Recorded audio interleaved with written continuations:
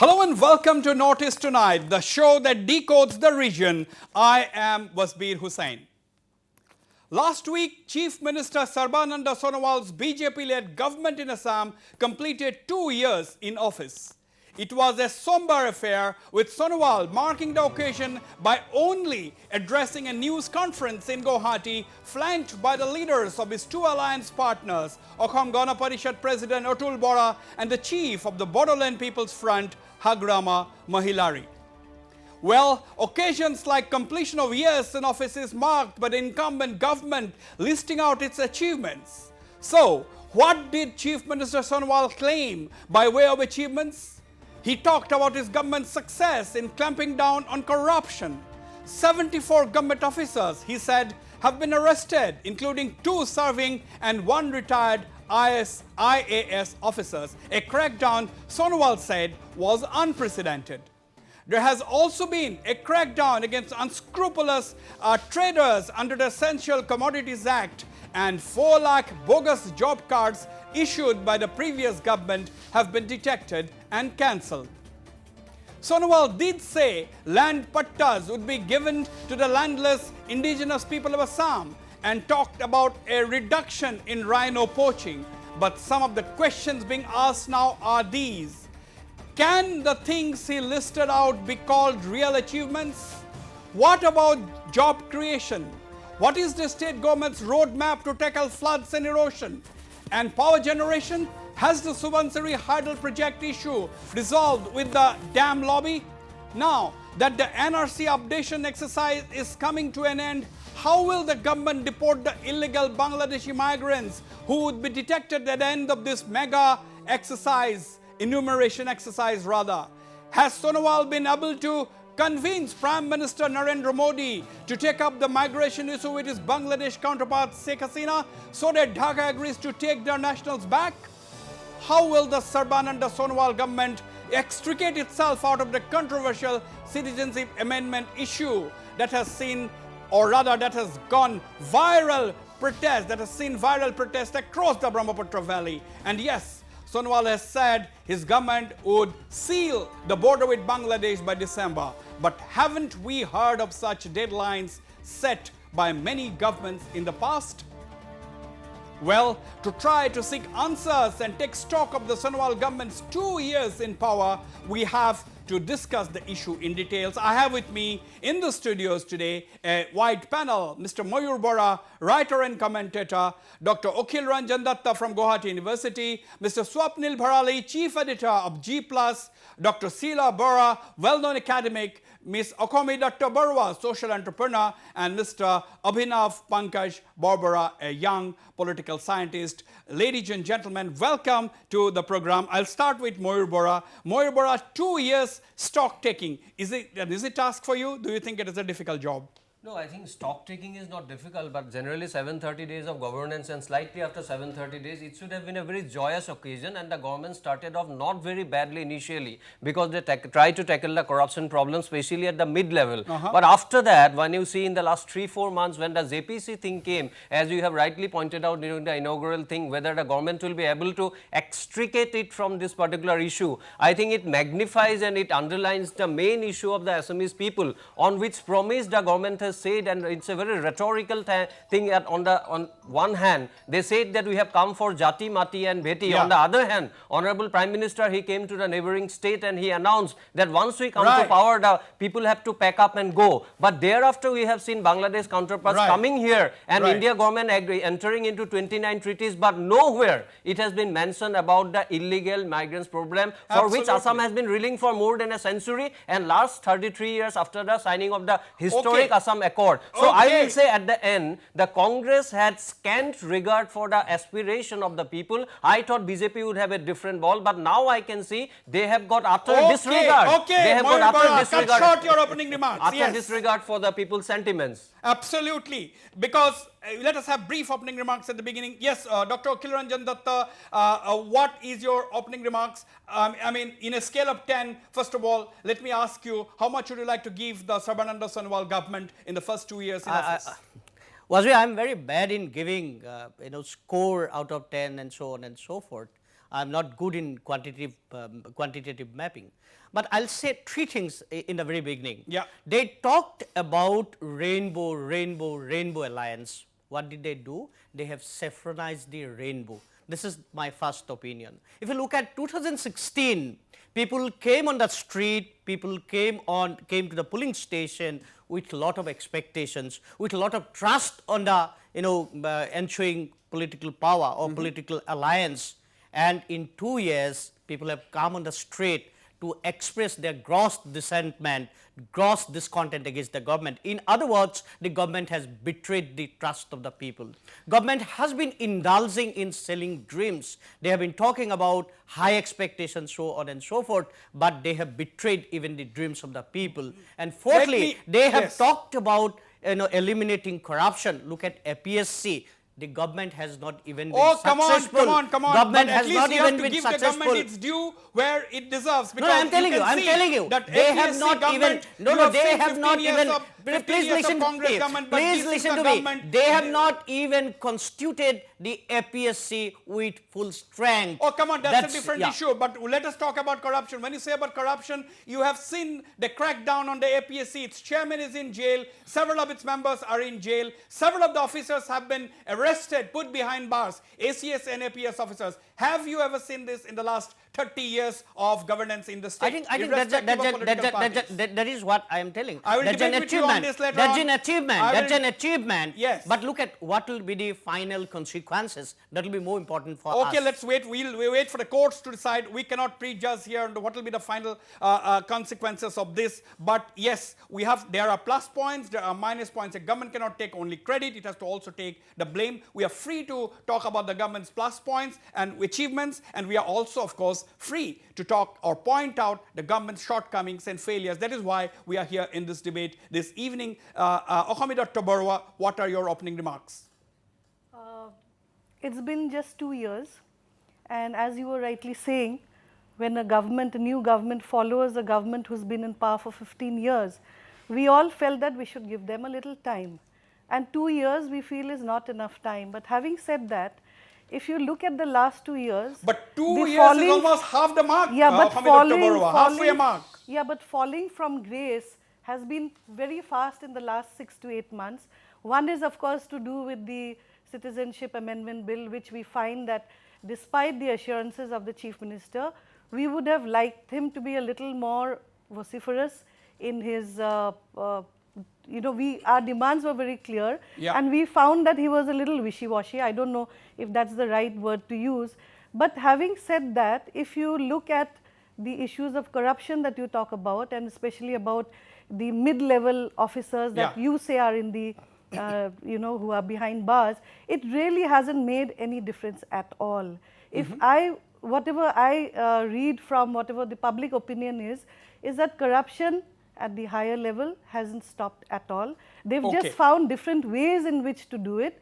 So this is something that we need to look at, and the common man is who looked at this government as our own government and that change would happen, have been telling us that that's not so, because as an NGO worker I go to the field and they say that nothing has really changed for us.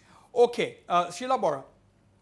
Well, my perception is that they have forgotten that it was not for BJP that people had voted. People were fed up with the past 15 years of misrule and they wanted a change, and BJP was the only alternative because all the regional parties had also joined them. And so they gave a vote to the BJP. This party, they had made a lot of promises, not on Indian issues, but on issues relating to the region, and they had come to power. But now in these 2 years, as Modi popularity increases, they seem to bank too much on BJP support, and they have totally forgotten their promises in this region. As a result, people feel totally betrayed, and we see every day there are processions, there are protests. Like Ahmed just said, in the last 6 months, the fall down has been very, very remarkable, very abrupt. Okay, Right. Swapnil Bharali, there, you edit a paper that caters to the city primarily. You get the pulse of the urbanites, urban Assamese elite, if I may use the word. Now, how do you look at it? What are your opening remarks? What are your thoughts? Well, see, when you talk about urban elite, I'll tell you, this is old wine in a new bottle with the label being again further new. The new label will say that there's some action on corruption and this and that. That's fine. But the old wine is such that wasn't Parivartan the operative word when they came to power. The harbingers of change, we were gullible enough to think that they would bring in development, which would be the Parivartan. Now it looks like it's demography, which is the Parivartan. And what more can I say? And from the Guwahatians' perspective, where is the development? This government has done nothing more than mask the topical discussions that should take place in the media of development and nothing else. Masking, they're masters at masking, they're masters at creating diversions and digressions from these kind of things that they had come to work for. And what they have done is create such issues that we in the media gobble up because of our TRP or whatever, and such issues that are not warranted at all to be discussed. The thing that BJP had come to do was change, and change should mean development and nothing more than that. Okay, now let me turn to Avinav. Avinav Borbora, is it fair to say that there has been absolutely no positive things in the last 2 years under the BJP-led government in the state? Will it be fair to come to that kind of a conclusion? Look, if you observe closely, we would find that the BJP government came to power riding on the basis of 3 central planks. The first and the central plank was the issue of the national question in Assam, connected with the issue of immigration. Yeah. Next comes the question of corruption, and thirdly comes the rhetoric of development, connected with issues like job creations, land patta distribution, and so on and so forth. Yeah. Now, in all the 3 issues, I think corruption has taken the limelight and has deserved a lot of publicity for the government. But in case of the citizenship bill and in the case of development, what we have seen is, in terms of development, we have seen high-powered festivities, and in terms of the immigration issue, I think that the government have rendered the very national question subservient to the larger Hindutva politics and the larger Hindutva government that is the central agenda of the BJP government. Now, if I could speak regarding the citizenship bill, what is disturbing is Mr. Sonowal's decision not to give a direct stand and position of the government until the draft NRC bill is published. Now, I'll tell you why this issue is very problematic. Let us recall to the central statement or the slogan on which the BJP rode to power. Yeah. And that involved a slogan called Jati Mati Bheti. Now, when we say Jati Mati Bheti, it means that Jati has to be secured by basically securing Bheti and So Mati. Jati comes first. Jati has to be secured by first securing Bheti and Mati. So all are interlinked. So it basically means that the national question in Assam is intrinsically connected with the question of land. And now, I think... Okay. Yeah, so you have made your point. Basically, you are saying that this is the plank with which the BJP come to power to protect Jati, Mati, Bheti, and to protect the Jati, you have to first protect the Bheti and the Mati. That's what you are basically, and I would like to saying. add, I'll come back to you, Avinav. Mayur, I'm asking you the same question once again. Is it fair to just say that nothing has happened? I mean, there's been nothing positive that has been done by the government in the last 2 years. Will it be not sweeping to say that? What about corruption, cracking down on corruption? What about the advantage Assam attracting interest in the state? What about the law and order situation that has improved considerably? Except from some strange incidents. Regarding corruption, during my initial remarks also I said that as far as mid-level corruption is there, as far as some demonstrative effect on tackling corruption is concerned in the last 70 years or so, there I think government will get some marks. But as regards, I think development and other infrastructural projects, I think government has said a lot, but unfortunately the BJP government, they have understood that the politics of primordiality, the primordial issues of identity and all are much more important, and they are much more important for satisfying their vested interests which are associated with getting votes. That's why they are not giving too much of importance. I'll just give you one example. See, I personally feel, I may not agree, I do not support, but people of Assam would not have been so unhappy had government of Assam named only one college after Syama Prasad Mukherjee or Dindayal Upadhyay. But see the arrogance of the government. They said whatever college will be established, 7, 8, 9, whatever be the number, we are going to establish. We do not have a college in the name of Vishnu Rabha, Jyoti Prasad Agarwala, Ambika Giri Rai Chaudhuri, but someone from the Hindi land, with all due regards to the gentleman,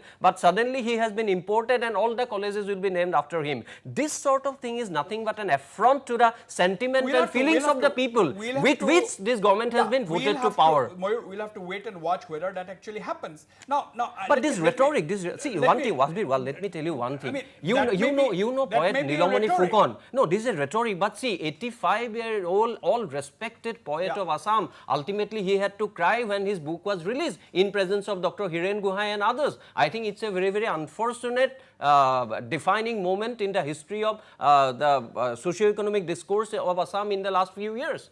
I think it's not a very... few years, yes, we have to. There are lots of ups and downs what we have seen in the last 15 years or more than that. Now, if I may turn to Dr. Akhil Ranjan Datta, we have seen your transformation as you have yourself written in your Facebook post in the last 24 to 36 hours. Dr. Akhil Ranjan Datta, your transformation from being with the All Assam Students Union to your transformation from going to Delhi University and becoming at the end a left liberal product that is calling the shots in your arena. Akhil Ranjan Datta, my question to you, we all know your political leanings which you have yourself made no secret of it, that's fine.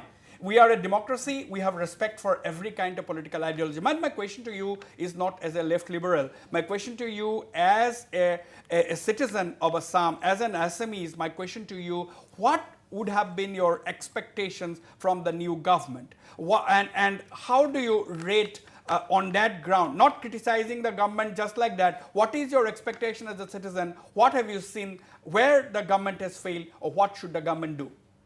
See, when I speak in the media, I don't speak as a leftist. I speak as a very liberal citizen of the country. That's why I said and left liberal. I speak. That's why I said left liberal. I speak within the boundaries of the constitutional values and constitutional expectation. I'm not expecting something revolutionary from the government. I never expect something, even from the Congress government, we cannot expect something very revolutionary.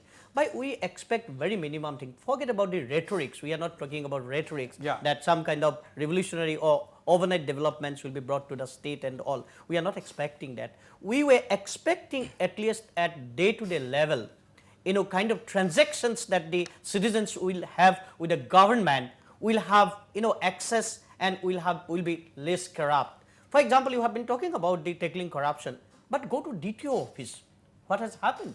Go to Director of Higher Education. Has anything changed? Go to Secretariat of the government. Has anything changed? Go to the PWD department. Has anything changed? People were, I'm telling, despite all rhetorics, people were not expecting overnight changes. People were expecting at least the day-to-day corruption that the Congress regime was indulging in will be overcome by this government.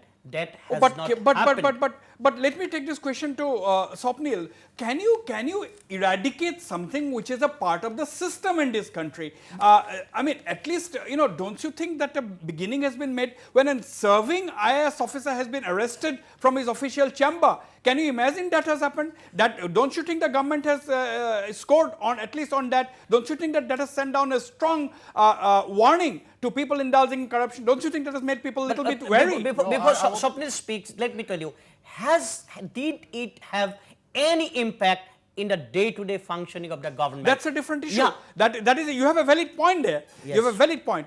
I am asking you this question. I want Swapnil's response. 2 serving IAS officers, 20 government officers, police officers have been arrested. The chairman of the Public Service Commission is in jail. The government is coming up with a very strong case against them.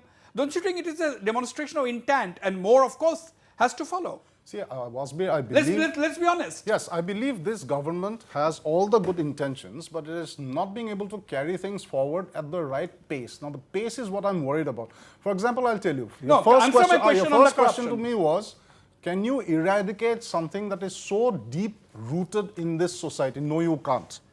When you start off your life bribing God, paying 100 rupees to ensure that something or the other happens, some good happens to you, so it's so deep rooted that taking out bribery from the Indian society, I hope I'm not getting into any kind of trouble, but that's the truth.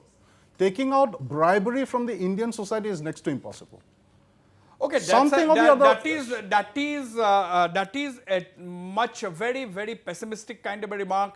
I mean, we all have to survive on hopes. That is my personal belief. I'm surviving on hopes. We all have to survive on hope. We hope that better days is going to prevail. Avinav, how are you looking at it? On the issue of corruption and in the general activity of assessing governments, I think we cannot assess governments in isolation but in a comparative light. With regard to corruption, we'll have to admit the fact that this government has been at least incrementally better than the previous government in terms of weeding out corruption. In terms of the number of cases registered in this 2 years, it has been 66. Now let us look at the period of the Torun Gogoi government from the 2001 to 2009 period, and I'm quoting the Assam Tribune. Only 93 cases had been registered, and in 2008, if you believe me, not even a single case of corruption had been registered. So I think governments are obviously, we are part of a political legacy in terms of corruption and sincerity. We are part of a political legacy that had Gulab Borbora and Biswa Goswami and Hem Borua.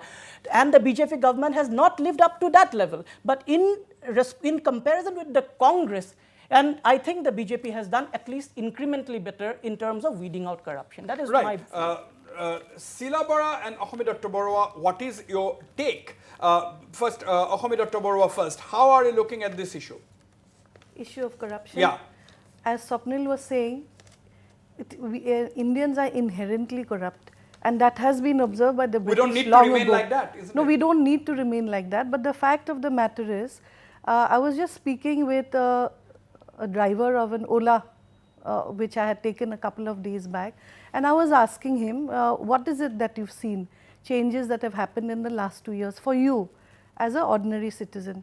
So he told me that actually, for us, we expected that there's certain things for which we have no choice but to go to, say, the DTO, the transport office. We thought, since they talked very strongly about corruption issues and things, at least there we would find there some changes.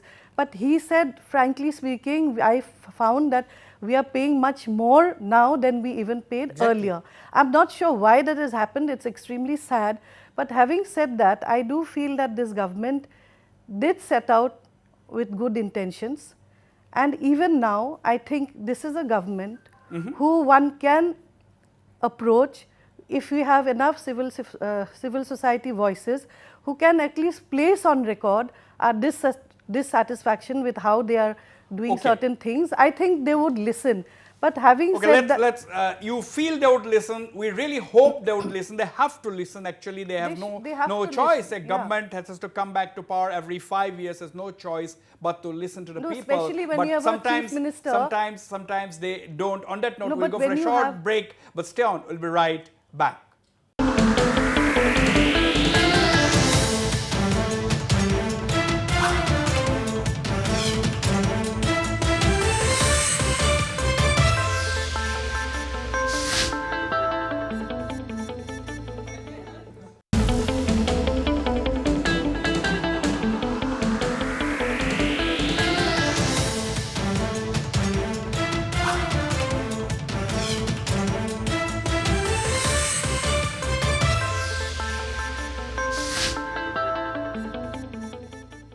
Welcome back. I'd like to take this question to Mayur Bora. You know, at the end of the day today, you see that press conference by the Chief Minister on completion of 2 years in office. Apart from the issues of corruption, which he has taken credit, 4,000 odd bogus cards, job cards which the previous government had issued, he said he has detected and cancelled. Apart from that, the promise which he has made is that he would seal the Indo Bangladesh border by December. This is something which is welcome. It has to be sealed. But haven't we heard this for the last 30 years?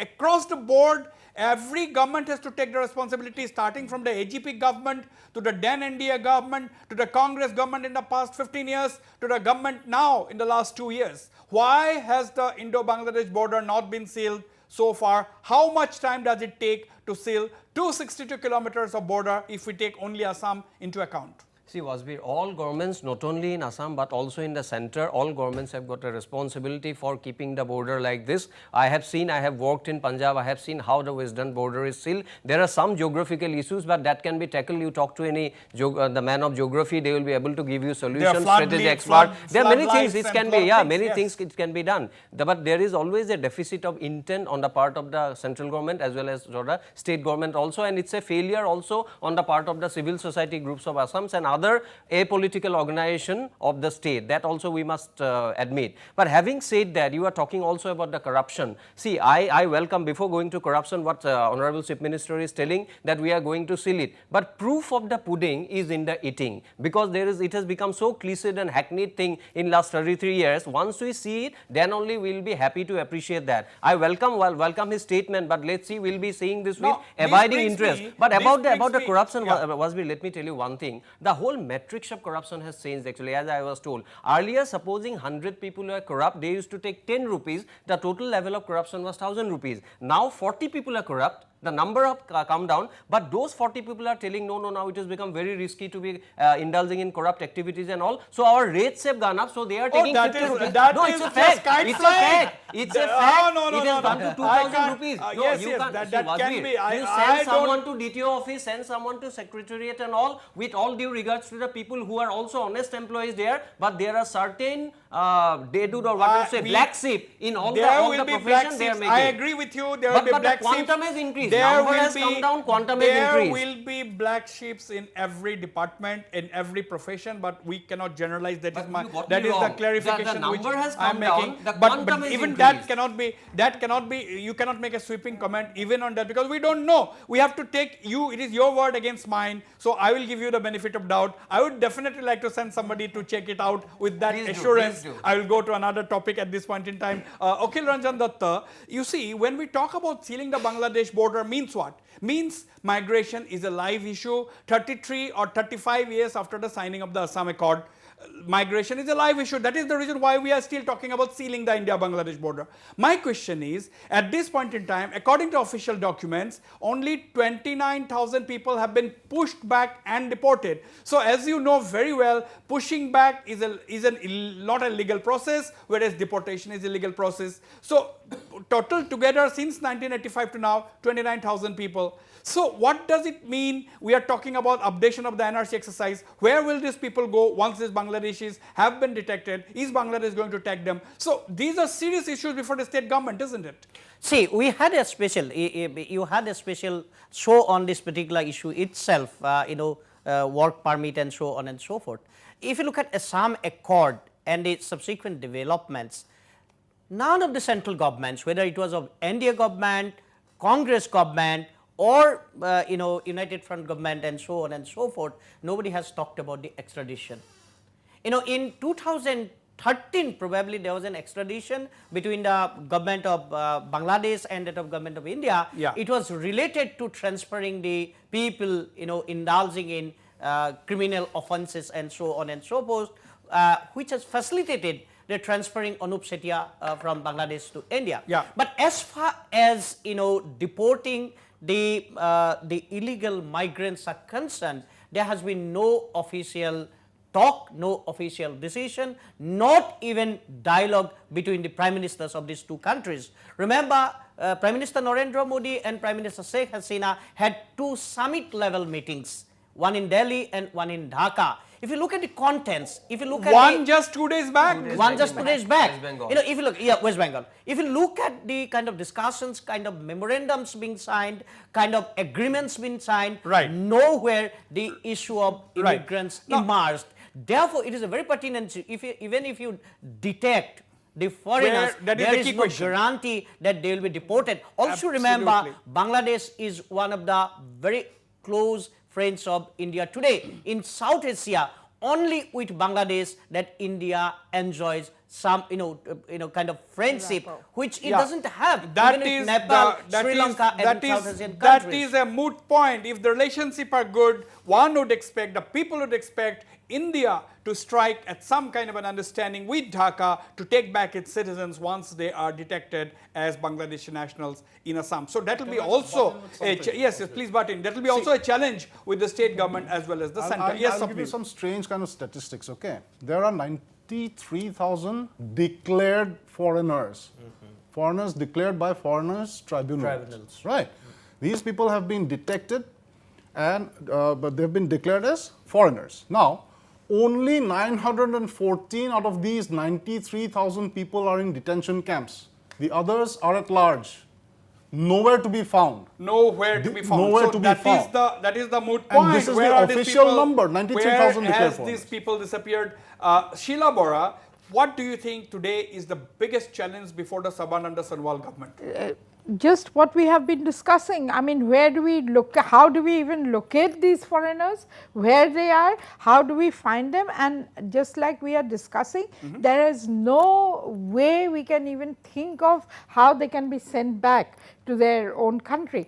It's appalling. I mean, when there is so much protest going on in Assam about the Citizenship Amendment Bill, Prime Minister is sitting in Dhaka and not even talking about the issue with the... Not sitting in Dhaka. Prime Minister Sorry, was in I mean, Calcutta. he was in Calcutta Oh, well, talking to the Bangladesh Prime Minister and not even mentioning I would this. like No, to. no, as far I would- as the as- Citizenship Amendment Bill is concerned, the Yes. government is not talking in terms of sending send back. back. Government is talking about inviting. Inviting more Yes. and more people. And I No, Avinav, now, the alliance partner of the BJP, that is the Ahom Gana Parishad, its president, Mr. Atul Bora, was on my program in a one-to-one interview with me just 3 days back. And he said, he admitted that the Citizenship Amendment Bill issue and the protests that the issue had generated all across the Brahmaputra Valley today is the Assam government's biggest challenge. That has been admitted by Mr. Atul Bora, the president of the AGP, which is the alliance partner of the BJP government in the state. So, do you agree to the view that this is the biggest challenge that the Assam government is now facing? I think if the president is realizing, if the minister is realizing the fact, the first thing they should do is that to come out of the government early morning, first thing tomorrow morning. And when we are talking about absence of a legal framework to deport these people, I think we'll have to understand that we'll have to understand the politics behind it. There is a larger politics involved which allows or which is beneficial to certain political parties to keep this issue burning. Because if you see the politics of the AGP, BJP and the ASU from 1979 onwards, it involves a conscious othering process by which they build up their base. And when the illegal migrants issue gets solved, the very actors that they would be relegating as the other, those actors disappear. So there is a political capital associated with keeping this issue alive, and I think it would do well to understand this very issue, the politics behind it. Even the citizenship bill, frankly speaking, I do not think the BJP will ultimately pass it, but they will keep it as a stalemate so that the old value divide, it has resurfaced. So I think the entire polarizing game has Polarization. Yeah. Multiple polarization. Multiple polarization. No, but Wasbir, having said that, this political debate aside, the common man is at the receiving end of everything that goes wrong in a state. Exactly. And at this point, price rise and you have issues of unemployment, these are real issues. And having big shows and having all these investment summits or whatever it is, or going abroad to different countries to study how they do things in agriculture is all very well. But when you put it all back together here, it just doesn't tie up. 2 and 2 is not 4. Okay. And not even 1. If you really like to improve the conditions, I think this has been a politics of diversion. Politics of diversion. The common man Politics of diversion. Masters at creating Exactly. a Politics This of is diversion. basically a diversion. And when we talk about the common man, I think it is very naive on us to believe that parties which are so entrenched in property relations and in capital, like the BJP or the Congress, will do anything for the common man. Basically, I think BJP and the Congress are two sides of the the same coin, and to even think that parties like this or bourgeois political parties like this would do anything to structurally benefit the common man, I think this is wishful thinking on our part. Do you agree, Akhil Ranjan, No, that the see, BJP and Congress are two sides of the same coin? No, Do you agree to that? I think BJP is more aggressive, in terms of pursuing the neoliberal economic agenda, which is anti-people. So I define this particular regime as neoliberal feudal regime. In the sense, they are pursuing the economic reforms, which is anti-people in nature, indulging in creating a feudal politics of polarization. Therefore, the crumbling left in India has no one to turn to except the Congress. No. If you look at the politics in Assam, even during Congress regime, what the left people were doing, they also resisting against that. But as I have said, that this particular regime is more dangerous, more aggressive even than the Congress, because they are not pursuing only economic reforms benefiting the corporate. They are also indulging in huge polarization of the society, creating disharmony in the society, dismantling whatever consensus we have evolved over time. I don't want to be a flag bearer of pro-market economy. There's one thing I'd like to say. I don't want to be a flag bearer of pro-market economy, but we should not lose sight of the fact that we are discussing in a private TV studio today is also testimony to the fact that what has been initiated in 1991 public TV studio. It's only it's because on all Facebook, your smartphone and all. This is all part of emergence of the initiative taken in 1991. I don't say it is a foolproof system. There are a lot of shortcomings, lot of inadequacies, but I think the pro-market economy to some extent has been able to buttress few of the democratic points in the country, despite many challenges we'll face in the But times Mayur, to it come. has created more challenges than Obviously, benefiting the common masses. That is the point I am telling. No, we are slightly diverting from the topic. Now, my question is, I would like Swapnil, can you tell me what are the, forget about the 2 years that has gone by. We have still 3 more years. We have elected this government. And now the point is, my question to you, Swapnil, and I would like to ask all my panelists, what are the 3 challenges before the state government and how they should move ahead in the next 3 years? What should they do? It's extremely easy to criticize everyone. Well, 3 challenges, there are plenty of challenges. Now, first thing is that solve the employment problem. 15 lakh unemployed youths. Absolutely. Registered. Absolutely. We don't know how many are unregistered. Absolutely. But, they just go away from these real challenges and take up challenges which are certainly not to be taken. Like, settling the Hindu Bangladeshis in Guwahati, within Assam, and creating a vote bank. Now, if we just look at this way, all right? I'm talking about the city now. The people who make a beeline to Guwahati makes Guwahati what it is. It's the land of opportunities. Now, if you remember the Amchang evictions, who were the people who got evicted? These people had come all the way from Lakhimpur and Dhemaji. Why did they come? They were flood-affected people, erosion-affected people. Taking away their land. So all they did was come here to seek land and to settle down, and they encroached. And some politician had settled them in any case, long back. That is besides the point. That's an exception. That's an exception. I'm not even talking about that. I'm talking about the real problem at the grassroots. All right. Majuli constantly being eroded. It's tagged as the biggest riverine island. It's being threatened. Where are these people going? They're all coming to Guwahati. In this situation, just see what pressure Guwahati will be in if more people are brought in. Okay. I mean, they're already here, but then more people are brought in. So Swapnil has basically talked about unemployment, how to create livelihood options, 2, floods and erosion, resettlement of the people, and that'll lead to more people coming to Guwahati. It will be crowded, it will be a chaotic place. Mayur, what are your thoughts? I'll come to the rest of the panel. I'll just point out 2 things. First of all, I think all other panelists, they will be flagging some of the real issues. But main thing, I will appeal to the government not to step away from the voice of conscience and the promise that has been made to the main point. That's the main point I'd like to say. Second important point is the state government, when there was a need. I know it's a BJP is a all India party, that the party high-ups are very, very strong and all. I appreciate that. I admit that. There's one of the danger of working in a big political party. But even then, having said that, I will say the state government, when there is a threat to the indigenous people of the state, then they must try to rediscover their voice of reason. I think that has gone. The voice of conscience and the voice of reason, they should be able to see. Honorable Chief Minister, the people of Assam still have got some trust left in the leadership of Sarbananda Sonowal.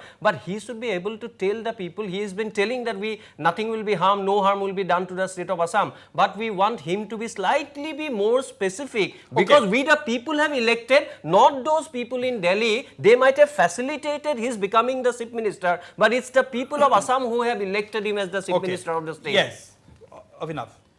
In terms of job growth, Sorry, before that, I think I'll come to Sheila Bora. Yeah. Sorry, Avinav. We were discussing a certain point, but before that I would like to make it very specific that I take objection to the fact that we have said that we are inherently corrupt people. I do not agree to that at all. We are not inherently corrupt. We have grown up in the 60s, 70s, seeing very honest bureaucrats throwing files at the ministers if they tell them to do anything wrong. There were people like that. There were honest politicians, honest bureaucrats. There are still people But like yes, that. I agree. People like there that. will be still There are officers still like people them like that. even today. So we are I must make it clear. Yes, and we are not inherently corrupt. I agree. I take offense if someone says that we are Yeah, now inherently coming to the corrupt. moot point But now. if I think there are ways and means where if some effort, I give credit to the government, where some effort is being made at least to pinpoint a few scams, and there I give it a point. But coming to the moot point of Challenges. unemployment and challenges, one I must bring to the notice of my panelists here that I feel one aspect I have to bring to notice is the rising crime against women. Absolutely, absolutely, yes. You know, I mean, Rising crime against Also women, against children. women and children. And in the Human Development Index, Assam has got the lowest level maternal mortality rates, infant mortality highest number of rapes, highest number of dowry cases, which is surprising. How is this happening? And here the government is not even taking cognizance of all this rising crimes in the city. We'll carry forward on that. Avinav, yes. So how can we have a more positive attitude towards women when one of the ministers even proposed to downgrade a women's university that has been operating for so many years? And I think come back to the moot point. I'm that not is asking you to respond on women. Okay. You talk about the three challenges of the government. So I think, yeah, it is obviously very desirable that we have an environment where there is availability of jobs. But let us look even in this front how serious the BJP is. In their manifesto, one of the ways in which they proposed to create jobs was through the creation of BPOs. Now till February 2018, and I am quoting Ravi Shankar Prasad over here, only 3 BPOs have been created in Guwahati and 1 in Jorhat. And as per the current planned estimates, the government proposes to create only 13 total BPOs that will have a capacity of 1,110. So now this is not even closer to the high promise of creating 100 BPOs. So in that way also, regarding the job front, I doubt the seriousness that this government has in terms of creating employment for the people. No, everyone seems to be having doubts. We are free to have doubts, but we also have to point out the key challenges of the government. And we have also, when we sit in a panel discussion, with all due respect to my panelists, it's our duty to also talk about, show them the road ahead, also pinpoint 1 or 2 ideas as to how they should move ahead. Dr. Barua, you work with a lot of women entrepreneurs at the grassroots level, and you have been doing a lot in this field as a social entrepreneur. So my question to you is something very specific. My question to you is, do you see a proper ground? Is there a conducive atmosphere for people to stand on their own feet in Assam today? Since I work mostly with women entrepreneurs, I would say definitely out of all the northeastern states, Manipur and Assam, a lot of progress has been made as far as women entrepreneurs go. A lot of schemes have been put in place for them, and the government seems to have a kind of a roadmap where they actually can invite women who are interested, and they've been able to showcase role models with which you can actually identify, and then they've also put together a system where you have financial institutions coming in, training them as to how banking is done and stuff like that. And if I'm not mistaken, the government has also introduced gender budgeting this time. They have, which is a good thing. But having said that, from my personal experience, and I run a program for the entire Northeast, recently I actually organized a conclave in Delhi, a 2-day conclave for women entrepreneurs of Northeast. And in that, I had actually approached the industry department of Assam, saying that we've decided to have Assam as the focus state this year. So we would be very happy to have at least 10 women entrepreneurs who you feel are who've been doing exceptionally well. We'd like you to send them to Delhi. And they said, okay, fine. And a note was sent to the officers who would do it.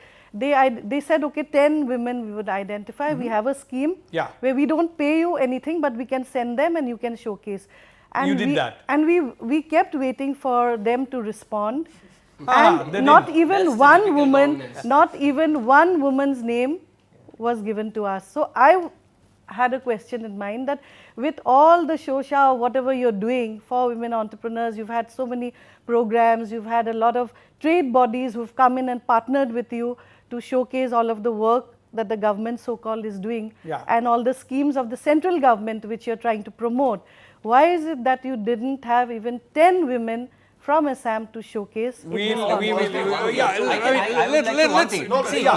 the broader message? What is the broader message, Swapnil and Mayur? And Akhil, of course. I want to say just one thing. The two difference. Election time, it can be sustained by symbolism and sloganeering. But governance cannot be sustained by symbolism. It has to be substantive. Yeah, it has to be substantive. That's right. That's what it's been happening. You have been mentioning about road ahead and roadmap and all. Let me point out only one thing. I keep on traveling every week all throughout Brahmaputra Valley. Let me tell you that compared to earlier governments, in one particular score, this government has failed. That's the condition of the roads. Some of the lower Assam roads have improved, but upper Assam roads have gone haywire. Like it's terrible. Mayur only travels in the Brahmaputra Valley. He doesn't travel in the Barak Valley. But let me tell you, the Barak Valley roads are worse. There are absolutely no roads there. In the last, the issues that I think the government has to go back to the vision document. I think in the vision document, they have some very substantive, to be addressed. For example, they were not creating that was not hyper. The vision document was talking in terms of real and substantive issues concerning people's life and livelihoods. I think that's very important. And government should keep itself away from the politics of diversion. It has lost, the legitimacy scale has gone down like anything. In another 3 years, government should try to, move up the legitimacy, and that can be done only by addressing the very substantive issue. Flood and erosion, I think one of the very important issues. Communication, I think another very important issue. And also, bringing back the credibility of public institutions, particularly health and education. I think if these few things can be addressed by the government, and if it keeps itself away from politics of diversion, I think its legitimacy will move up. The credibility of the public institutions, credibility of the APSC, because jobs is something which the youths of Assam are looking forward to, and we have to have examinations which are foolproof. Look at the PNRD examinations that were recently held. Papers were leaked or something. There was total chaos. Yes, I mean the legitimacy part, you see, we were talking about rhetorics, big words, smart city, Guwahati, smart city, first on the list. And also global investment. Global investment, Namami Brahmaputra. Where is all this going? I want to ask the government, what are you trying to prove here? All right, smart city today it's still on the drawing board. What worries me is the pace at which this government is working. It's so slow, and we had really, we had hoped for some speed in our development. That is just not taking place. Smart city proposals are still on the DPR preparation stage. After 2 years, it was announced in 2014. This government is 2 years old. It's still on the DPR preparation stage. Okay, these are some of the things which our panelists have pointed out. I hope the government is listening to some of the views expressed by our panelists here. We shall go for a short break. Don't go away. We'll be right back.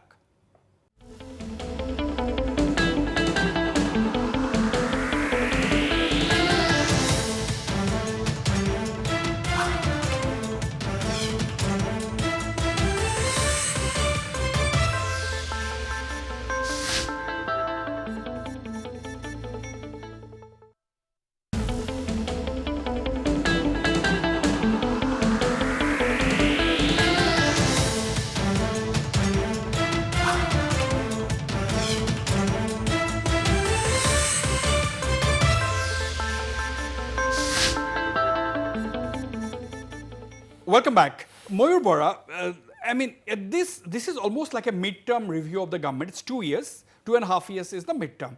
Now, what is your overall take? What is your overall take? Where does the Sonowal government actually stand today?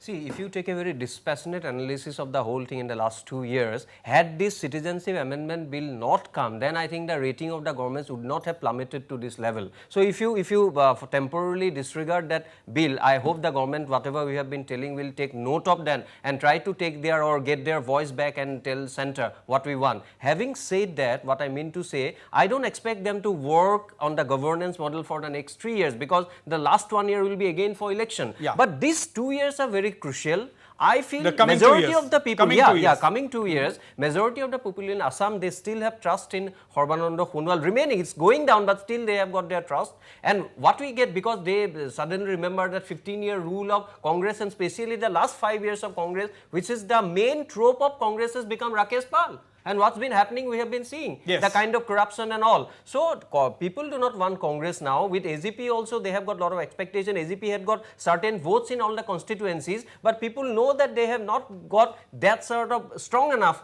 to get a government on the majority of the party, because of the demography and other issues also involved with the two AGP governments in the past. So, having said that, my appeal, because I am a citizen of the state, my appeal to the government, and it's a very costly affair. So, coming 2 years, 2.5 years, they try to listen to the people. They have to prioritize and certain issues. If they try to develop, if they want to concentrate on governance, I think I can say at the end of 2.5 years, and many people in this panel will be happy to say that the government has at least tried to do something in respect of the promises that they have made before 2016 election. So I think all might not have been lost, but if it goes down like this, then I think probably this will not be a very good affair. Avinav, so all is not lost yet.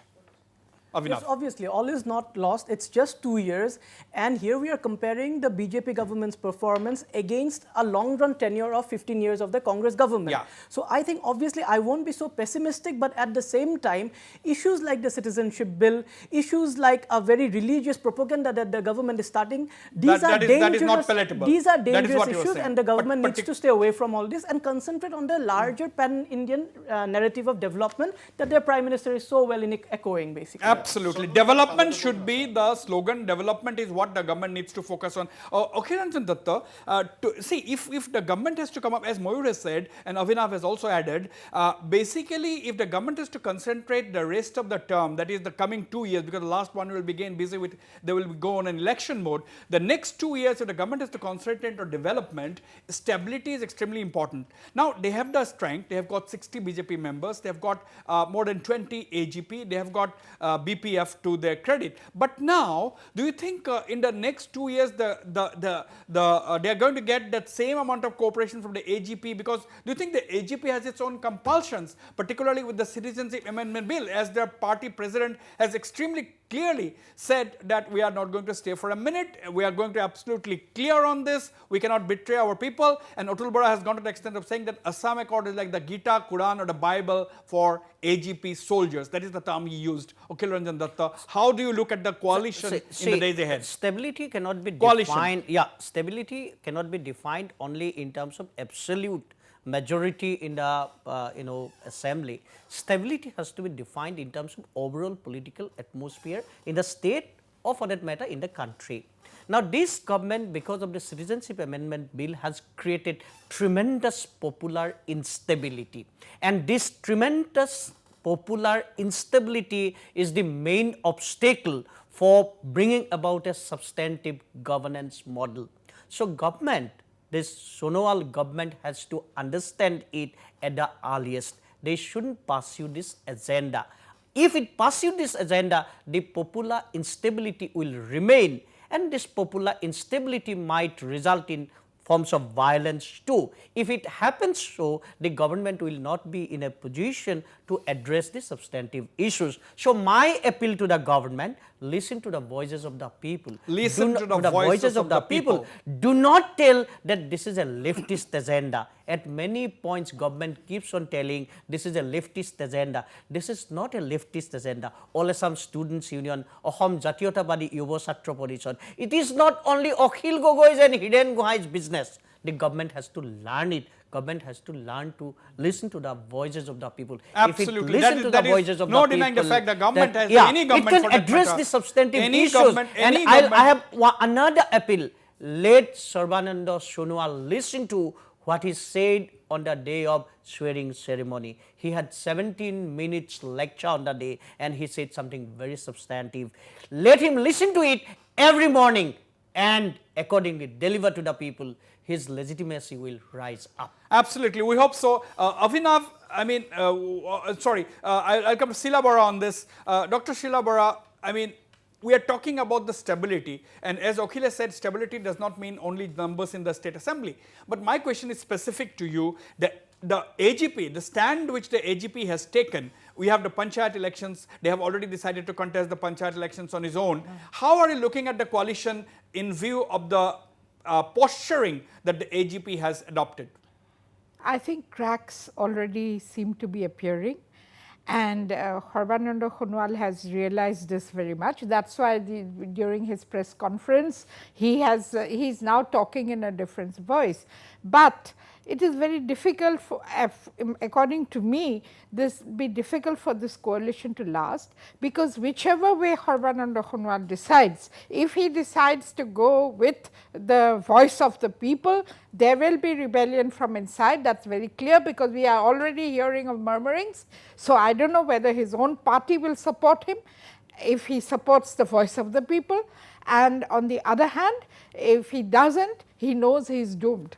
And so okay, you are saying that he is in bit of a catch-22 situation. But let me tell you, Dr. Sheila Bora, is that during that press conference which you were referring to, Sarbananda Sonowal had Mr. Atul Bora on his right and Hagrama Mohilari to his left. Ahmed Dr. Bora, how do you look? Atul Bora on the right and Hagrama Mohilari on the left, when Mr. Sarbananda Sonowal, the Chief Minister, was addressing the press conference to mark his 2 years in office?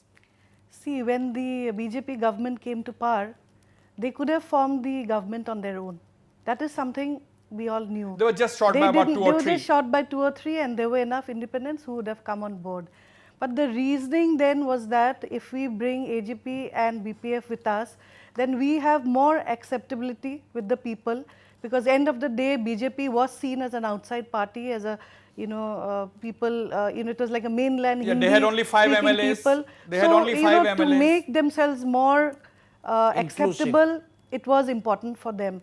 But having said that, very soon after the government was formed, I think there was a section of people within the BJP, which I've heard, I'm not going to tell you where and how, who felt that maybe we took a wrong decision in actually bringing in AGP and BPF with us, because we could have anyway formed the government on our own, and I think that would Why have don't you name them? We can have a 5 minutes of discussion anyway, on that. The fact is that stability. Come on, Ahmed Dr. Bora, one second. If stability is to do, one second. If stability is to do with numbers, then BJP had the numbers, but acceptability was an issue.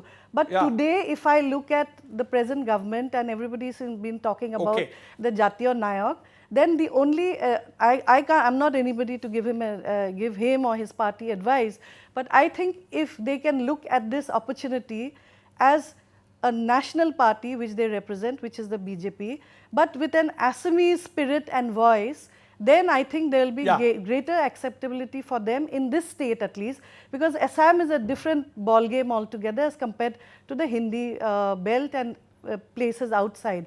So they have to understand that the Assamese are very emotional. This whole concept of Jati, Bheti, Mati, which everybody has been talking about, is important. And in today's time, Wasbir, I have to tell you, even people who have been so-called in the sidelines, who are socialites or who are actually out of this entire political system, even women and men who don't even come and vote at the end of the day, they'd rather go to the club on the day of the election than go to the voting booth. Even they have woken up. Everybody is woken up. We all feel that we have to do something. I think the government should remember, BJP government came to power. BJP is nothing but a label, as Swapnil was telling some time back. It came because of Assamese nationalism or sub-nationalism, whatever name you keep it. But now, no Assamese or no indigenous people, or very few might have voted for them because of their Hindutva agenda, because of their increasing fascination with Hindi, Hindu and Hindutva agenda. So they have to understand that, they have to listen to the voice of the people, and indigenous You are people. talking about the BJP in Assam. Yeah, BJP in Assam. I am just talking about indigenous people. I do not accept the term. I don't think it's a very patronizing term when you talk about hegemony. But we want a respectful existence of indigenous people in an atmosphere of amity, so that good governance can take place, so that Assam, we can always, we keep on telling about Honkor Azan and all, but in the real times we feel because of the polarization agenda of the government and also other parties like AUDF and all, I think the Assam is going through a different kind of a trajectory. I think that has to be reclaimed. Let me put on record here that I'm talking, since we are discussing Sarbananda Sonowal government, let me tell you, Sarbananda Sonowal makes it a point to talk about Sankar Azan in most of his speeches. Yeah. That I think no one can deny because it's on record. Yeah. Now Swapnil, we're talking about stability, we're talking about, do you think AGP, what will be the AGP's role? Do you think AGP can be at the end of the day a big liability for the BJP in Assam, because the AGP seems to have taken a stand, at least superficially? Precisely the point. I hope this is genuine and not politically motivated, or it doesn't get diluted. You think AGP is genuine, you are saying? Yes, that's what I'm saying. The stance that they have taken right now, I believe it's genuine. In that case, pushing this agenda of the citizenship bill, AGP is definitely going to be a liability for the BJP. There's no doubt about it. So how are things going to play out in the days ahead, Akhil? What is your assessment? How do you think the situation could play out in the coming weeks? I think if you look at the campaigns during 2016 elections, even the Prime Minister didn't invoke Syama Prasad Mukherjee, for that matter Dindayal Upadhyay. He invoked Bhupen Hazarika. Yeah. He invoked Jayanta Hazarika. He invoked Shankar Devo. He invoked Azan Fakir. And that differentiates the politics in Assam from that of the politics from the Hindu belt or cow belt. Yeah. I think that needs to be pursued, understood Let and me- pursued by the I will government. just add here, like in Tripura, he invoked the Maharaja. Yeah, exactly. And see, Wasbir, you are talking about somebody turning into liability. I will be personally happy if AGP doesn't turn into a liability. But the most important thing as a citizen of the state, misgovernance should not be a liability for the people of Assam. Precisely. That's the main point. It has Avinav. And yeah. polarization and It has to polarization. toxicity. It just has to revisit its idea of what it thinks is So good that's a very important governance. point which Mayur has made. Misgovernance should not be a liability for the people of Assam. That is what we are hoping for. Avinav, what is your take? We were talking about the AGP, and you cited your observation wherein Sonowal was being flanked by two AGP ministers. No, two of his alliance partners. SGP and BPF. Yes. BPF. And I think the AGP has learned quite well from the BJP, wherein now I think if we observe closely, there are two faces that the AGP exhibits. There is a hard face of regionalism that comes outside and out of political equations, and more primarily from Prafulla Mohanta, and within governmental equations, and in reality in terms of observing their practices, they are acquiescent and they are subservient to the larger regional agenda. Now, what the course that the AGP is going to take, I think unless they are pushed to a very extreme limit, they are not coming out of the government in the immediate period, because again, understand the politics, this party has been out of power for a long time, their coffers are dry, their coffers are dry. Yes, I agree. They are not coming out They in are the immediate unlikely to period. come out of the government. Unlikely. But This bill is also unlikely to Yeah, come. this We bill must is admit, also- this bill is also this is because going to it is put this because of state- the So Look look at electing the See, very we are irony. discussing on a Look at- lighter vein. no, Okay, yeah. I want to say two things. We are discussing very serious issues. This bill is mainly because of Mamata Banerjee to a great extent. And secondly, you sometime back you said Hagrama Mohilari is on the left of Sarbananda Sonowal. On a lighter vein, he is a very popular leader. Hagrama Mohilari, he doesn't make any bone about that. He always wants to be on the right hand side of the chief minister who is doing the roasting discourse. And he says that very frankly. Yeah. So that's how the politics runs nowadays. It's very ironic when Atul Bara and other ministers or other leaders keep on telling, once the bill is passed, they will withdraw support from the government. There cannot be bigger joke than that. No. You have to clarify. You have to understand. You have to clarify. When a He's patient okay. dies, then only No. death certificate is issued. Come on. Serious. Come back to the debate. Be serious. Okay, Akhil Ranjan, what do you mean to say that this bill is never going to be passed? No, I'm not Are very you sure suggesting about. that? I'm not very sure about. But you are good But at my you are understanding good is at making predictions. My understanding is this, that this bill will never be passed. So that This prediction. bill will So never be your passed. prediction on the bill. I think the whole issue is going to remain simmering for a long time until, I don't know what time. It's going to remain like that and nothing's going to happen. Ahami, your considered speculation and prediction. Actually, I think the BJP, they must be actually regretting the day they actually thought about introducing this bill, because if they thought by introduction of this bill it would get them votes in Assam, it seems to have backfired. Exactly. So now that the next elections are coming up hardly a year away, I doubt they're going to meddle in this issue at all at this time of the... Dr. Shilabara, what is, do you think similarly? Or? Yes, I feel very similarly, because seeing Sarbananda Sonowal's response to the press conference the other day, I think this amendment bill will never come through. He has already made it very clear.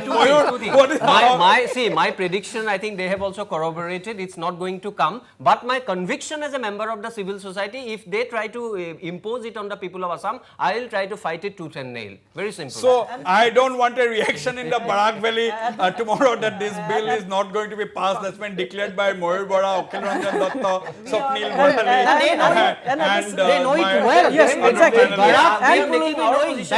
the very fact that the bill is not getting passed is because the bill has already served its purpose. Exactly. The polarization has been created. Yeah. The communal agenda has been played out. The only last objective will come when the results in West Bengal are declared. Wasbir, So one the bill message has to already go, the served its relationship between Assamese and Bengalis in Assam, earlier it was not very good for the last 33 years. It has after become worse agitation. now. It has improved. So we must try as a member of civil society and journalists so that no any mischievous elements can play mischief on that. So Absolutely. I think viewers, this is a very important message that no one should disturb the improved relations, or rather the cordial relations between the two valleys in the state, the Brahmaputra Valley and the Barak Valley. After all, it's both these valleys are a part of what is called Assam. Now, let me come to a bigger point, Moyur, and rest of the panelists I will come one by one. But Moyur, this morning we have suddenly found that a BJP MLA, Ritupana Borwa from Lahual, he was saying that, in presence of Sarbananda Sonowal at a rally yesterday, he said that there is a conspiracy being hatched against Sarbananda Sonowal. This conspiracy could be both within the BJP or the opposition to remove him from his position of chief minister.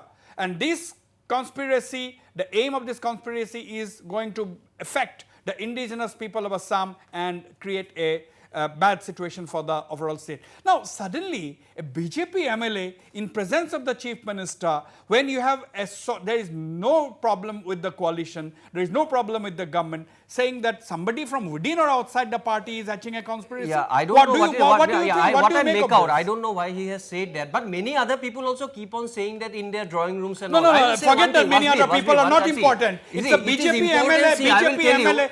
No, you restrict your conversation. Yeah, I'll restrict that. I'll restrict that. As a student of history, when Subhash Bose had to leave the presidency of this thing, then same thing was told also about Gandhi. So it is not very unusual in any political party which is in power and somebody who is with a lot of gathering strength. So there will be someone within the party may try to do that. Maybe he was trying to hint at that. Year 2018 is not the 1940s. 1940s. It can even get intensified because the politics of now is more power centric, it's more money oriented. I don't know whom he has met. Actually, since he has got the courage to tell in front of the chief minister, at least you should have got the courage to tell chief minister that this is the nefarious design going on. But I don't know. Since I don't know such a design, I have not interest about the internal squabblings of a political party. What I want as a party, BJP must listen to the promise they have given to the people of Assam. I am not concerned about the internal, who is going to be a chief minister, that who is more the moot powerful point. and all. That we is okay. We want a good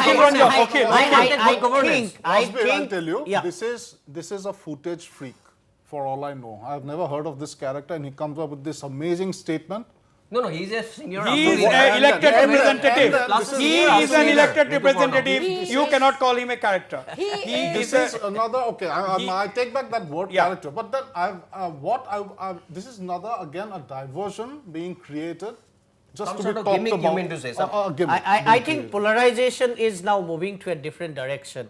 It was Brahmaputra versus Barak Yes, Valley. even Now it now is maybe Upper inside Assam, Upper Assam, versus Lower Assam. Lower Fully. Assam. I I think agree. this is But very, very avoid that. serious we have to avoid situation. that. At the end of the day, Avinav, at the end of the day, the moot point which we were discussing a little while ago is governance. That is what Assam badly wants at this point in time, good governance. Exactly. Delivery. I think yes, and that Good was governance and as delivery. I told you, that was the chief plank on which the government came to power. And even now when we observe, we talked about the scenario in terms of the job market, which is doing pathetically.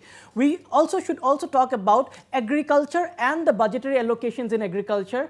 And the leader of the opposition has been on record to say that the minimum support price scheme is being inadequately funded. In terms of the flood problem, the center, which is the Modi government, is releasing funds once the entire situation has aggravated. So I think these are other issues rather But than talking Mayur, about agriculture. But isn't that the reason why the agriculture minister has just been to Vietnam?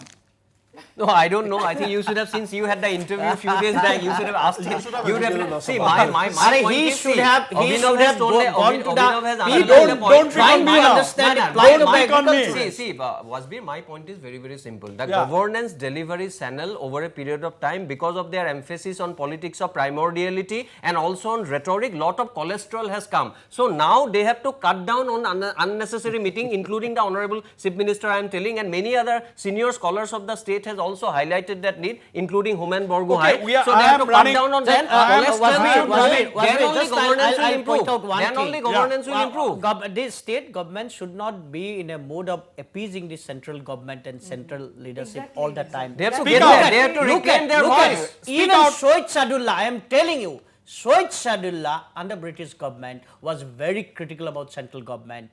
Bishnuram Medhi was very critical of central government. Sarat Sinha was very critical of central government of his own party. Therefore, I think our government, state government Assam, shouldn't always be in a mood only to please the central leadership and the central government. Absolutely, absolutely. Last words. I'm running short of time. Okhame Dr. Barua, your last words. I've already said it. Basically, you need to have a BJP who's here in the state with the Assamese heart. You have to think like an Assamese, and you have to understand that whatever we need as a state, as a people, you should be able to voice it as a leader to your party Absolutely. in Delhi, and you should be able to get it. It's as simple as that. I think this is one of the few states which is in fact spoken as a role model for the rest of the BJP states, and he is a Absolutely. blue-eyed body, Yes. blue-eyed boy of the Prime Minister. So why doesn't he use it to good effect? Okay, Avinav. I think the BJP is carrying a huge amount of expectations of the people of Assam. If they let it down, I think Assam, the electorate of Assam would experience a profound electoral fatigue and distrust of with the entire democratic process. It happened once in the 85 scenario, and if it happens again, I think it would be very bad for the entire democratic setup of the region. Yeah. Okay, Dr. Sheila Bora. Well, I feel, as I started my show today saying that the people of Assam voted for whoever the person is, the face is, it was for Jati, Mati and Bheti, not for the BJP party as such. And that I think the present government should remember, that it was not the BJP party and its politics or its policies that Assam wants. Absolutely. Assam wants the elected representatives to keep to their promise and ensure that people get what they have voted for. Okay. Akhiranjan Datta. I'll reiterate my point. Let the government listen to the voices of the people.